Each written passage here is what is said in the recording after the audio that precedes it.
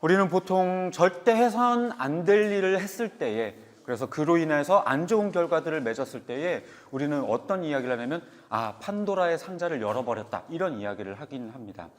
이 이야기는요, 그리스 신화 가운데에 판도라라고 하는 이 여인과 연관된 이야기에서 유래된 것이죠. 내용은 이렇습니다. 제우스가 인간에게는 절대로 주어서는 안 된다라고 생각하는 불이라는 게 있었어요. 그래서 그 불을 감춰뒀죠. 그런데 프로메테우스라고 하는 이 신이, 우리가 잘 알고 있는 이 프로메테우스라고 하는 이 신이 그 제우스에게서 그 불을 훔쳐다가 인간에게 전해주고 인간에게 문명이라고 하는 것을 가르쳐주게 돼요. 그러자 이것에 대해서 안갚음을 품었던 이 제우스가 복수하려고 생각을 먹었습니다. 그래서 복수하기 위해 어떻게 하냐면요, 판도라라고 하는 이 한 여인을 만들게 돼요. 만들면서 이제 그 프로메테우스의 동생인 에피메테우스에게 그 여인을 보내게 됩니다. 프로메테우스는 제우스의 계략을 알았기 때문에 이 동생에게 뭐라고 부탁을 하냐면, 제우스가 너에게 무엇을 주든지 간에 그 모든 것들을 절대 받지 마라, 절대로 거절해라, 이렇게 부탁을 했습니다. 그런데 이 판도라라고 하는 이 여자는 너무나도 매력적이었고요. 그래서 그 여인을 아내로 맞이하게 돼요. 그런데 이 에피메테우스의 집에는 무엇이 있었냐면 하나의 항아리가 있었는데, 그 항아리가 바로 재앙의 항아리였습니다. 절대로 열어서는, 뚜껑을 절대로 열어서는 안 되는 항아리였죠. 그런데 그 항아리를 보면서 저게 뭘까, 저게 뭘까, 궁금하다, 한번 열어보고 싶다, 그렇게 몇 번을 고민하다가 결국에 그 항아리를 열어버리고 말이죠. 그때 잠깐 열었음에도 불구하고 그 항아리에 담겨져 있었던 재앙들이 다 쏟아져 나와 버리는 바람에 뚜껑을 급하게 덮긴 했지만 거기에서 재앙이 다 퍼져서 온 인류가 재앙을 겪게 되었다라고 하는 것이 이 바로 판도라의 상자에 얽힌 이야기입니다. 한 여인의 잘못된 선택으로 인해서 온 인류가 재앙을 맞게 되는 이 사건이 마치 오늘 우리가 읽은 이 이야기와 굉장히 흡사하다라는 그런 느낌을 우리에게 주고 있죠. 하나님께서 에덴 동산을 창설하시고요, 동산 중앙에 두 개의 나무를 두십니다. 생명나무와 선악을 알게 하는 나무. 하나님께서는 그 인간과 짐승들이 마음껏 먹고 즐길 수 있도록 다 허락하셨어요. 생명나무까지도 다 허락하셨습니다. 그러나 딱 하나, 선악과만은 먹지 마라 라고 그렇게 경고하셨어요. 하지만 우리가 아는 것처럼 아담과 하와는 그 선악과의 열매를 따 먹고 말았죠. 아니, 그렇다면 그렇게 중요한 그 선악과, 절대 손대면 안 되는 이 선악과를 하나님께서는 왜 동산 중앙에 두셨을까요? 그렇게 중요하다면, 먹지 못하게 해야 할 것이라면 동산 저 멀리 구석진 곳에 숲풀로 우거져서 이게 선악과인지 아닌지 알아채지 못하게 두시던가, 아니면 펜스를 둘러두시든지, 아니면 높이 자라서 절대로 손이 닿지 않는 곳에 선악과를 두셨으면 얼마나 좋았을까요? 그랬다면 인간이 그 선악과를 따먹을 일이 전혀 없었을 거 아니에요. 그런데 그렇게 중요한 그 선악과를 왜 손만 뻗으면 따먹을 수 있도록 가장 가까운 동산 중앙에 잘 보이는 곳에 두셨을까요? 왜요? 도대체? 그것은 선악과가 가지고 있는 의미 때문에 그래요. 선악과는 하나님의 명령이며 동시에 하나님과 인간의 차이를 보여주는 대상이었어요. 동산의 모든 것을 다 허락하시지만 딱 하나의 명령을 통해 하나님과 인간이 다르다라는 것, 피조물인 인간이 창조주이신 하나님과의 차이를 경험하고 인식할 수 있게 하는 것이 바로 이 선악과였다라는 거예요. 즉 다시 말해서 이 선악을 판단하는 일만큼은 하나님만 하시겠다라는 거예요. 하나님만 하실 수 있다라는 거예요. 인간은 절대 해서도 안 되고 할 수도 없는 일이라는 것입니다. 게다가 그것을 동산 중앙에 두신 것은요, 따먹으라고 유혹하기 위해서 중앙에 두신 게 아니에요. 오히려 가운데 두셔서, 너무 잘 보이는 곳에 두셔서 지나다닐 때마다 그것을 보고 하나님의 명령을 되새기고 하나님을 인식하라고 하나님이 주셨다라는 거예요. 그래서 볼 때마다 선악을 알고 선악을 판단하는 것은 하나님만이 하실 일이지, 우리는 피조물이니까 하나님의 명령을 따를 뿐이지, 그것을 인식하라고 하나님께서 동산 중앙에 두셨던 거예요. 그런 점에서 이 선악과라고 하는 것은요, 하나님의 명령, 그리고 법, 창조주에 대한 인식, 그것을 갖게 하는 의미를 가지고 있는 것이었습니다. 우리는 피조물이며 하나님의 권한과 주권이 있음을 인식하고 나보다 큰 분이 계시다라는 것, 이 동산의 주인이 우리가 아니라 하나님이라는 것을 인식하게 하는 것이 그 선악과였기 때문에 그것을 동산 중앙에 두어 잘 보여서 그것을 인식하며 살아가라고 하나님께서는 그곳에 두셨던 것입니다. 그런데 아담과 하와가 지금 그걸 무너뜨린 거예요. 하나님의 명령, 하나님에 대한 인식, 그것을 무너뜨려 버린 거예요. 그래서 아담과 하와가 따먹은 이 선악과는요, 고작 먹지 말라고 하는 과일 하나 따먹은 그냥 경한 죄가 아니고요, 하나님과 같이 되려는 욕망, 하나님의 주권에 도전하려고 하는 그 교만으로 똘똘 뭉쳤었던 그런 죄였던 것입니다. 오늘 본문에 보면요, 뱀이 그 여인에게 꼬였을 때 이 하와가 그 나무를 본즉 어떻게 됐다고요? 먹음직도 하고 보암직도 하고 지혜롭게 할 만큼 탐스럽기도 한지라. 뱀의 이야기를 듣고 보니까 정말 그게 나를 더 지혜롭게 해줄 만한 그런 열매로 보였다라는 거예요. 아, 이 선악과만 먹는다면 이제 더 이상 선악을 아는 일에 있어서 하나님이 필요 없겠구나. 아, 내가 이 선악과만 먹는다고 한다면 이 동산에서 내게 제한될 건 아무것도 없겠구나라고 하는 생각이 그 머릿속에 들어가기 시작했던 겁니다. 그 욕망이 자기를 지배하게 되면서 그 열매를 따먹고 말았고 결국에 아담에게도 그 열매를 전해주게 된 것이죠. 결국에 선악과를 따먹은 죄로 인해서 에덴 동산에서 쫓겨나고 인류가 죄 가운데 거하게 되었습니다. 이게 바로 죄의 본질이에요. 죄의 본질. 죄라는 것은요, 단순히 그냥 먹지 말라는 열매 하나 따먹은 별거 아닌 그런 게 아니에요. 도덕적으로 윤리적으로 조금 못 미치는 그런 걸 말하는 게 아니에요. 겉으로 보기에는 죄는요, 별거 아닌 것처럼 보여요. 우리가 거짓말하는 거, 누굴 조금 미워하는 거, 욕심 부리는 거 별거 아닌 것처럼 보여요. 그러나 그 기저에는, 그 본질적으로 깔려있는 내면에는요, 내가 하나님같이 되겠다, 하나님 필요 없다라고 하는 그 본질이 깔려있는 겁니다. 거짓말하는 거 별거 아닐 수 있어요. 하지만 자세히 들여다보면 그 안엔 어떤 것이 들어있냐면 거짓말을 통해서 이 문제를 하나님께 맡겨두지 않고 내가 해결해 보려는, 내가 하나님이 되려고 하는 교만이 섞여 있는 거예요. 누군가를 좀 미워하는 거 별거 아닐 수 있어요. 하지만 그 본질에는요, 하나님이 지으신 창조물에 대한 존중함이 없는 거예요. 그래서 그 사람을 내 마음대로 미워하고 내 마음대로 정죄하겠다라는 거예요. 그래서 모든 죄의 그 기저에는 이런 교만과 욕망이 깔려 있는 거예요. 이게 죄의 본질이에요. 죄의 본질. 또요, 그 다음을 보면요, 이 아담과 하와의 반응이 어땠었던가. 그들은요, 우리는 이걸 통해서 죄의 습성을 또한 이해할 수 있어요. 그들이 선악과를 따먹자마자 한 행동이 뭔지 아세요? 나뭇잎을 따다가 치마를 엮어서 자기들의 몸을 가렸고요, 하나님의 낯을 피해서 동산 나무 사이에 숨었어요. 무슨 말이냐면 죄의 습성은 도망치게 만들어요. 자기들의 수치로부터 도망쳤어요. 자기들의 책임으로부터 도망쳤습니다. 아담과 하와 그 누구도 그 잘못을 인정하지 않고 하나님께 용서를 구하지 않았어요. 그때라도 용서를 구했다면 어땠을까요?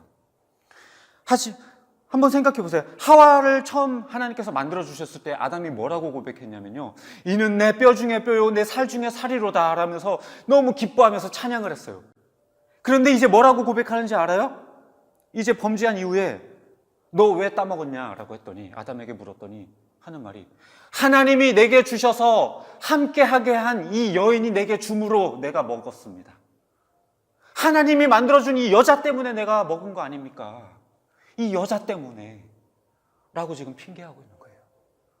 처음에 만들어졌을 때는 내 뼈 중에 뼈요 내 살 중에 살이요 그렇게 기뻐하더니 이제 와서 하는 변명이 이 여자 때문에. 아니, 솔직히 선악과를 먹지 말라고 하는 명령을 받았던 거는요, 처음에 아담이었어요. 하와가 있기 이전이었어요. 그럼 그 책임은 아담에게 있어요. 여자를 단돌이 하고 절대로 먹지 말라고 단돌이 할 책임이 아담에게 있었어요. 게다가 여자가 건네줄 때에, 하와가 건네줄 때에 그게 선악과인지 몰랐을까요? 여러 번 지나다니면서 아마 알았을 거예요. 그게 선악과라는 거. 그리고 하나님께서 처음 명령하실 때에 그것이 어떤 것이 선악과인지 분명히 보았을 거예요. 그런데도 받고 그것을 먹어버렸죠. 그때라도 하와를 나무라고 하나님께 가서 그것을 알렸어야 해요. 그런데 그는 그러지 않았어요. 받아 먹었어요. 그래 놓고서 자기가 알면서 먹어놓고서 여자 때문에 그랬다? 얼마나 무책임한 핑계입니까? 뿐만 아닙니다. 하와도 마찬가지예요. 자기가 그게 탐스러워서 먹고 싶어서 먹어놓고 뱀이 유혹하는 바람에 먹었습니다라고 핑계해요. 부창부수 똑같아요. 다들 책임으로부터 도망치고 하나님의 진노와 심판으로부터 도망칠 생각만 했지 자신의 잘못을 인정하지 않아요. 이게 바로 죄의 습성이에요. 자기의 수치로부터, 자기의 책임으로부터 도망치려고 하는, 부끄러움으로부터 도망치려고 하는, 이것이 바로 죄의 습성입니다. 또 그 앞으로 돌아가 보면요, 이해되지 않는 게 또 있어요. 동산 중앙에는요, 뭐와 뭐가 있었죠? 선악과와 생명나무가 있었어요. 생명나무도 있었어요. 그런데 영원한 생명을 가져다주는 이 생명나무 먹지 않았어요. 손도 대지 않았어요. 먹지 말라고 하는, 딱 하나 먹지 말라고 하는 그 선악과에 손을 댔어요. 그 이후에 어떻게 됐나요? 결국에 선악과를 따먹어서 생명나무마저도 잃어버렸어요. 그들이 생명나무의 열매마저 따먹고 영생할까 하여 하나님께서는 화염검을 둘러 그 생명나무의 열매를 먹지 못하도록 하나님께서 막아버리셨다라고 이야기를 해요. 하나를 얻으려다가 전부를 잃었어요. 에덴 동산도 잃었고 생명나무도 잃고 다 잃어버렸어요. 허락된 기쁨과 허락된 생명에 만족했었더라면 이토록 불행하지 않았을 텐데 허락되지 않은 욕망에 눈독 들였기 때문에 모든 것을 다 잃어버리고 심지어 가진 것도 다 잃어버리게 되어요. 그렇게 사탄은 인간을 멸망의 구렁텅이로 몰아넣었고 가진 것들을 다 잃게 만들고 영원한 재앙이 이 땅에 가득하도록 만들어버렸어요. 이게 바로 뭐냐면요, 죄의 결과예요. 죄의 결과. 죄의 결과로 인해서 평생토록 영원히 누려도 될 만한 좋은 것들을 다 잃어버렸어요. 뿐만 아니에요. 우리가 경험하지 않아도 될 것을 경험했어요. 그것이 뭐냐면요, 선악을 아는 일. 선악을 아는 일? 여기서 이런 질문을 가질 수 있죠. 그래, 뭐 선악과를 따먹은 일은 그것 자체는 그래, 죄라고 치자. 그래도 선악을 아는 거는 그게 그렇게 악한가? 좋은 거잖아. 선악을 분명하게 알고 내가 선한 것을 택할 수 있으니까 선악을 아는 게 좋은 거 아닌가? 라고 생각이 들 수도 있겠죠. 어떨까요? 근데 한번 생각해 보세요. 불완전한 인간이 선악을 아는 일, 선악을 판단할 줄 알게 된다는 것은요, 우리에게 불행이에요. 완전하지 않은 자가 어떻게 선악을 판단할 수 있고 그것을 명확하게, 완벽하게 구분 지을 수 있을까요? 불완전한 인간이 이 선악의 판단력을 갖게 됨으로써 얻는 것은요, 정죄와 다툼밖에 없어요. 정죄와 다툼. 인간은 각자가 가진 생각과 판단 안에서 선악을 구분짓기 때문에 매우 주관적이에요. 내로남불. 내가 하면 로맨스, 남이 하면 불륜이라는 말이 있죠. 여러분들도 한번 돌아보세요. 내 기준이 얼마나 주관적인가. 그게 왜 그럴까요? 우리가 불완전한 인간이기 때문에 그래요. 그런데 이런 불완전한 인간이 하나님만이 하실 수 있는, 완전하신 하나님만이 명확하게 구분지을 수 있는 선과 악을 아는 일, 그것을 인간이 가졌기 때문에 서로 정죄하고 비방하고 비판하고 그렇게 되는 것이죠. 그러다 보니 이로써 다툼이 일어나고 서로를 향한 미움과 분노가 일어나게 되는 것입니다. 이게 죄의 결과예요. 죄의 결과로 인하여서 누릴 수 있는 것들을 잃어버렸고 경험하지 않아도 될 고통을 우리는 겪게 되었어요. 죄를 짓지 않았더라면 평생 누려도 될 좋은 것들, 죄를 짓지 않았더라면 겪지 않아도 되었을 불행한 일들, 이게 바로 죄의 결과입니다. 말씀을 정리합니다. 선악과, 그것은요 그야말로 판도라의 상자였어요. 판도라의 상자. 만져서는 안 됐고 탐내서도 안 됐어요. 그러나 선악을 아는 일에 하나님과 같이 되려고 했었던 그 교만 때문에 인간이 이렇게 죄인이 되었던 것입니다. 이 사건을 통해 우리는 죄의 본질, 습성, 결과에 대해서 이해할 수 있게 돼요. 하나님 없어도 된다. 내가 멋대로 살겠다. 내가 내 삶의 하나님이 되어 보겠다라고 하는 죄의 본질. 그리고 모든 책임과 결과로부터 도망치려고 하는 죄의 습성. 모든 것을 잃게 만들고 경험하지 않아도 될 부정적인 것들을 경험하게 만드는 죄의 결과. 결코 가볍게 여길 수 없는 죄라는 것이 이렇게나 무서운 것이에요.